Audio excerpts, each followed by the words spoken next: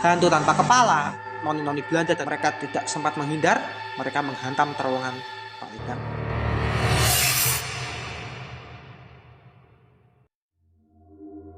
Selamat datang di King of Ngawi. Untuk video kali ini, saya akan membahas tragedi yang cukup menggemparkan pada tahun 2000 awal, yaitu tragedi terowongan Paledang.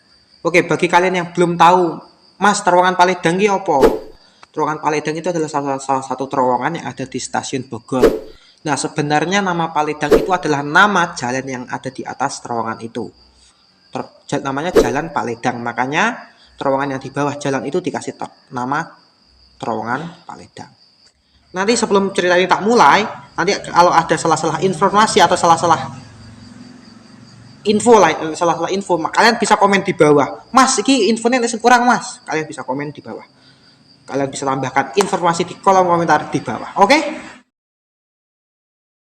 Jadi stasiun Bogor ini dibangun pada waktu pemerintahan Belanda, saat Belanda menjajah negara kita tercinta, negara Indonesia Raya Merdeka ini. Jadi Belanda memperkerjakan leluhur kita untuk membangun stasiun itu, membangun stasiun Bogor untuk jalur transportasi Belanda. Oke? Jadi pemerintah Belanda pun maksa leluhur kita untuk membangun stasiun itu. Jadi dibangun, kerja rodi tanpa henti. Bahkan leluhur kita ada yang sampai meninggal karena kecapean dan disiksa. Dan setelah stasiun itu jadi, stasiun itu digunakan sampai sekarang. Dan menurut warga yang tinggal puluhan tahun di area stasiun Bogor, di area terowongan Paledang itu, katanya pun sebelum kejadian di tahun 2000 yang akan tak ceritakan ini, itu pun ada banyak penampakan leluhur kita zaman dulu, arwah leluhur kita zaman dulu yang disuruh kerja rodi, kayak penampakan hantu tanpa kepala, terus kayak penampakan noni-noni Belanda dan penampakan lain-lain. Terlebih tambah angker lagi karena kejadian di tahun 2000. Langsung aja kita masuk ke cerita tragedi terowongan Paledang pada tahun 2000.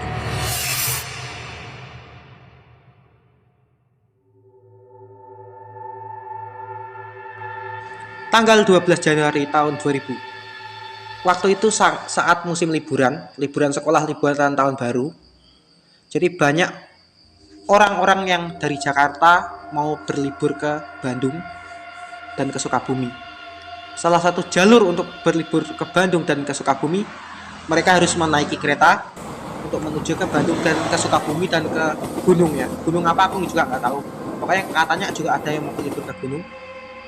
Mereka berkumpul di stasiun Bogor untuk menaiki transportasi kereta karena zaman itu tiket kereta pun sangat murah, harganya sangat murah, harganya Rp700.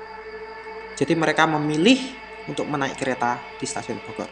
Dan tanggal 12 Januari tahun 2000, stasiun Bogor sangat ramai, dipadati pengunjung, dipadati calon-calon penumpang kereta.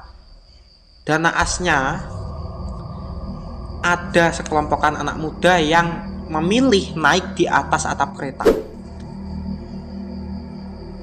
Dan petugas pun sudah mengingatkan, turun, jangan di situ, itu berbahaya. Tapi mereka tetap ngeyel. Tapi untungnya petugas berhasil menurunkan mereka dari atas kereta. Harusnya kereta berangkat jam 12 siang, tapi karena ada sedikit kendala, berangkat jam 3 sore. Setelah petugas berhasil menurunkan mereka dari kereta pun berjalan. Tapi anak-anak yang bandel ini, ketika kereta jalan malah mereka keluar dari kereta, malah mereka naik ke atas gerbong kereta. Tidak lama setelah itu, di depan mereka ada terowongan. Setelah 1 kilometer ada terowongan di depan mereka. Mereka tidak sempat menghindar, mereka menghantam terowongan Paledang. Bahkan ada yang sampai kepalanya moncrot, kakinya patah, ada yang lompat dari kereta, tapi naas mereka pun mengalami hal yang tragis. Bahkan ada yang membawa gitar anak-anak pang membawa gitar. Mereka mati, gitarnya hancur, darah berceceran di mana-mana, darah muncrat di mana-mana. Ada usus yang terburai, kaki terlindas kereta, tubuh terlindas kereta, tubuh terbentur di jalur kereta. Bagi teman-teman yang nggak tahu, yang belum tahu, terowongan Paledang itu pas untuk dimasukin satu kereta. Jadi pas, hampir nggak ada celah. Jadi pas, jadi kereta masuk itu pas. Jadi mereka mau menghindar udah nggak bisa.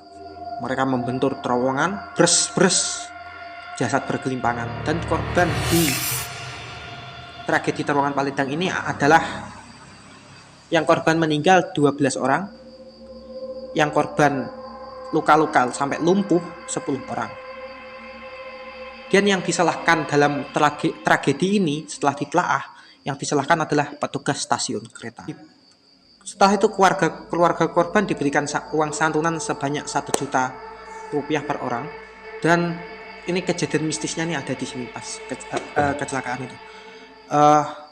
Ada pemuda yang udah nggak ada kepalanya, tapi dia tinggal badannya. Dia bilang gini, apakah saya masih hidup?